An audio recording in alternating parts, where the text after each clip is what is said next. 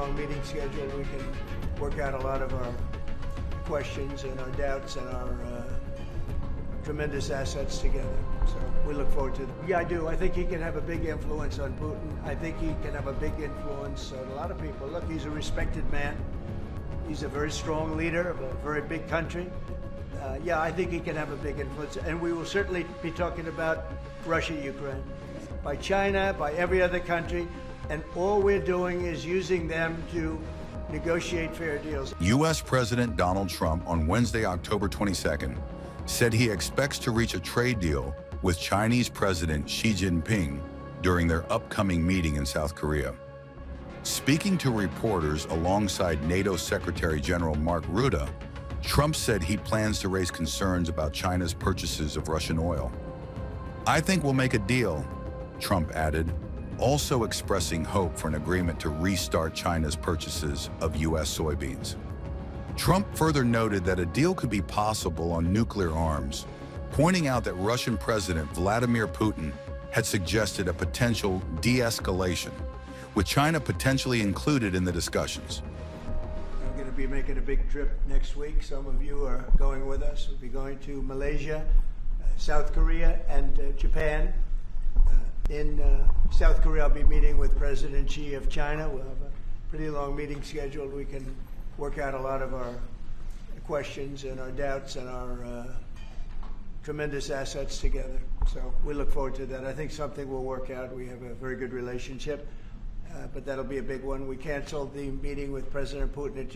It didn't feel right to me. It didn't feel like we were going to get to the place we have to get, so I canceled it. But we'll do it in the future. But next week we'll be with many of you in those locations that I told you. Then it's back to Washington. So we have the most nuclear weapons. Russia's second. China is actually third by a long way, but they'll be even within 4 or 5 years. Too many. And we are talking about de-escalation. That's already being talked about. And I think we'll probably add China into the mix. Mr. President, President Xi to stop purchasing all of that Russian oil that's funding this war against Ukraine? Well, I think I'll be talking to him about it. I think it's a little bit of a different talk. India, as you know, has told me they are stop. You know, it's a process. You can't just stop it. But by the end of the year, they'll be down to almost nothing. That's a big thing. That was almost 40% of the oil. India, they've been great. Spoke to Prime Minister Modi yesterday. They've been absolutely great. China's a little bit different, you know. They're a little bit different relationship they have with Russia. It was never good, but because of Biden and Obama, they got forced together.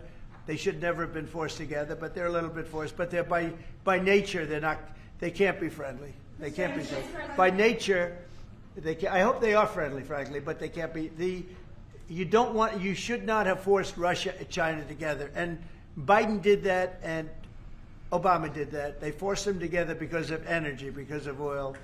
And so they are closer than they would normally be. I think I'll probably be talking about it. What I'll really be talking to him about is how do we end the war with Russia and Ukraine, whether it's through oil or energy or anything else.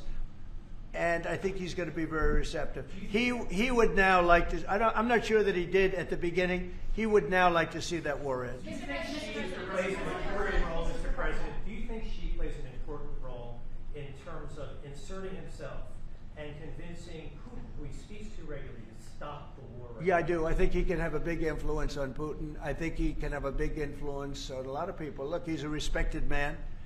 He's a very strong leader of a very big country. Yeah, I think he can have a big influence. And we will certainly be talking about Russia, Ukraine. Thank you, Mr. President. Liam Koster, Fitzgerald. My question is actually for the Secretary General. Yes. Mr. Secretary, I don't know if you've seen this, but polling out of Ukraine shows a massive collapse in Ukrainian support for the war. A Gallup poll had it just 23%. That's less than a quarter. Zelensky came out today praising President Trump's proposal for freezing the front lines of battle as part of a ceasefire. He said that's a good compromise. So people view your coming here as, you're lobbying the U.S. government to continue its involvement in the war. You're obviously lobbying for more NATO weapons to be sent to Ukraine, but Ukrainians themselves don't want to fight the war. So how do you justify that morally? Well, I'm lobbying only for one thing, and that is to make sure that we end this war, and I don't have to lobby the president because we totally agree on this, and this is what he has been doing from day one. Everything he could do to break the deadlock with Putin, get a dialogue going, dialoguing also with Zelensky, and getting this war done. It's crucial.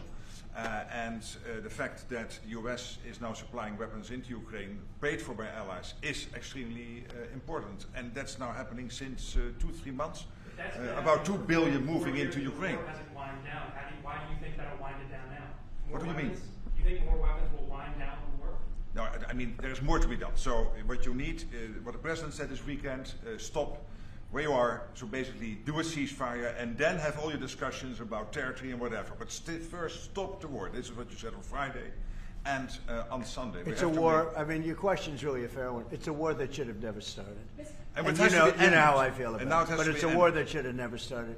And we're not selling any weapons to Ukraine. We're selling them to NATO, which is different from before. With Biden, he just gave $350 billion worth of weapons and cash right into Ukraine, and that was so foolish. But we sell them to NATO, and in theory, you can do what you want with them. It doesn't have to be Ukraine, but probably it is mostly. No, what nations are doing now is buying from this program and making sure that the supplies in Ukraine, so Europeans and Canadians. And for example, these are interceptors for the Patriot systems, crucial to protect the cities.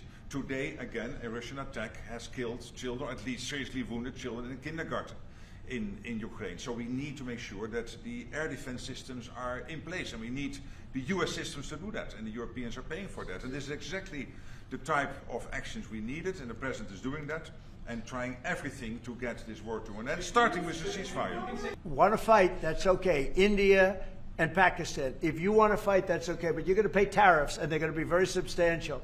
And we're in the midst of a trade deal, and they said, we don't want to do that. 2 days later, they call up, and they're not going to fight anymore. They have peace. But I've done that out of 8, I would say 6 times, 5 times, 6 times. Tariffs are vital to this country. And tariffs have been used against us by China, by every other country, and all we're doing is using them to negotiate fair deals. And as you know, we made a fair deal with Japan. We made a fair deal with all of Europe, the European Union. We made a fair deal with South Korea. These are countries that were taking so much money away from us, not sustainable. And now we're taking in hundreds of billions and even trillions of dollars.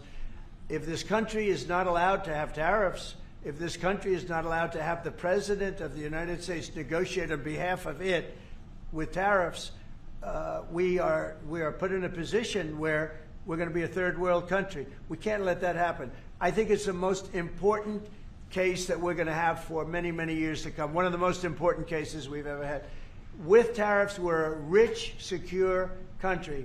Without tariffs, we're a laughingstock. We'll be a laughingstock. And I don't want to have anything to do with that. Thank you very much. Thank you. Thank you. Thank you very much.